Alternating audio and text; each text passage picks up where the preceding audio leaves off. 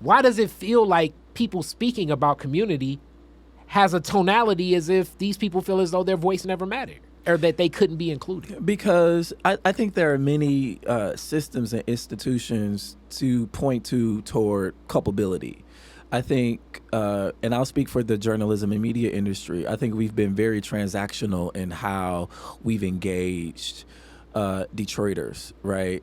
In not only transactional, but extractive. Expound on that. And so it is, me asking a resident for an interview. I have my angle. I have the story that I want to tell.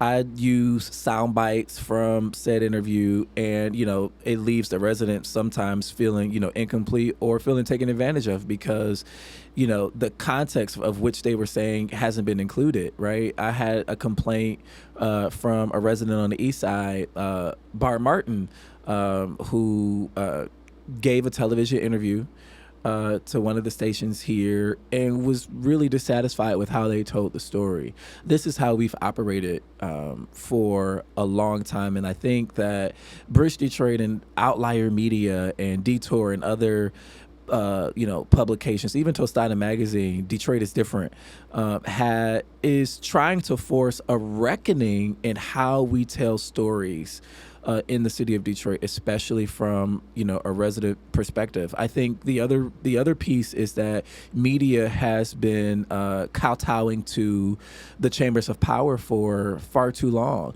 The mayor calls a press conference, we going, right? The police chief calls a press conference, we're going, and we're quoting power. We're quoting the mayor. We're quoting, cronies within this system, without ever offering an opportunity for a resident to talk about how these initiatives show up on the pavements of neighborhoods. My friend Kat Stafford, who's now at the Associated Press, calls it equitable sourcing. Right? Not only are we going to source residents who are also experts, but the traditional experts that we sometimes need to tell a story. If we're talking about public health, who are the epidemiologists and doctors that we cite? Right? Are they Black? Are they people of color? Are they women? Right? Who can we cite when we talk about the planning behavior, defensive planning, and kinds of development? We often go to the universities. We often go to the president CEO of the local community development organization. But Kelvin Wells has been living in this community for 50 plus years and has been paying attention and also has a viewpoint. Why we ain't talking to Kelvin Wells over in Chandler Park, who's the leader of the neighborhood association?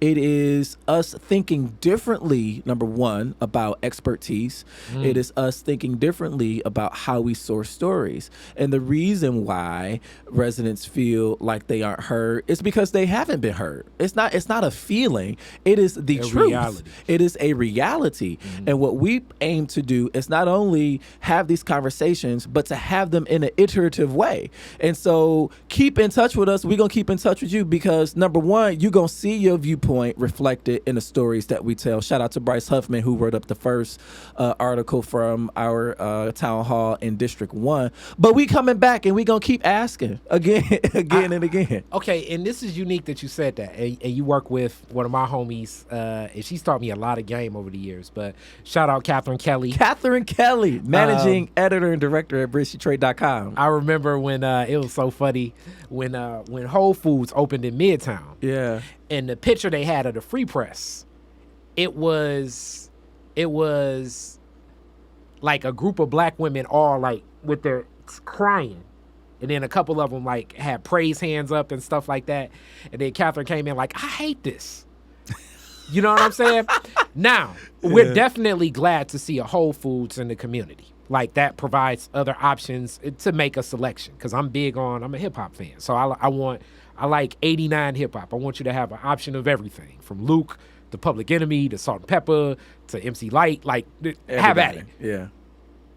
But it's still back to the vehicle and the framework in which how they presented that story makes it appear as if the Black community is breaking down in praise. Even right now with the Buffalo shooting, the asking of the victims' families, will you forgive him? You know, the Amber Geiger story. Like it's certain things that are just so out of context. Like, why are you even asking someone?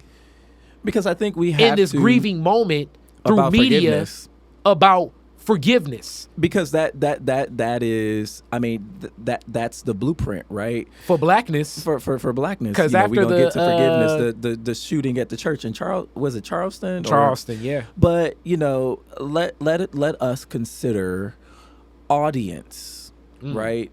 Detroit is a major media market. Yeah. Right.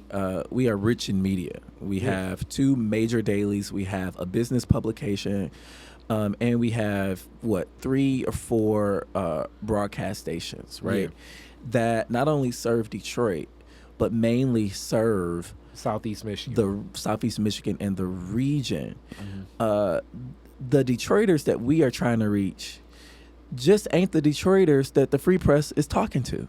True. And let's be honest about that. And this is no shade against my colleagues at the Free Press. They are a regional paper, a regional major paper. I think at Bridge Detroit, we have a unique opportunity. Folks at Detroit is different. My friends at Outlier have unique opportunities because of this information gap that exists to be hyper local and steeped in very hyper local issues that the lady over on the west side really care about. She wasn't coming to the meeting. She cussed us out, but we still gave her space to express herself. That's all people need, right? To show up in a space to express themselves however they deem fit. We weren't trying to police her. We weren't trying to tell her, don't cuss. We ain't cussing. We weren't trying to force civility onto this woman. We're just like, thank you. Hopefully you'll come. She was like, I ain't coming. Y'all part of the, that's cool too. Yeah. That's cool too.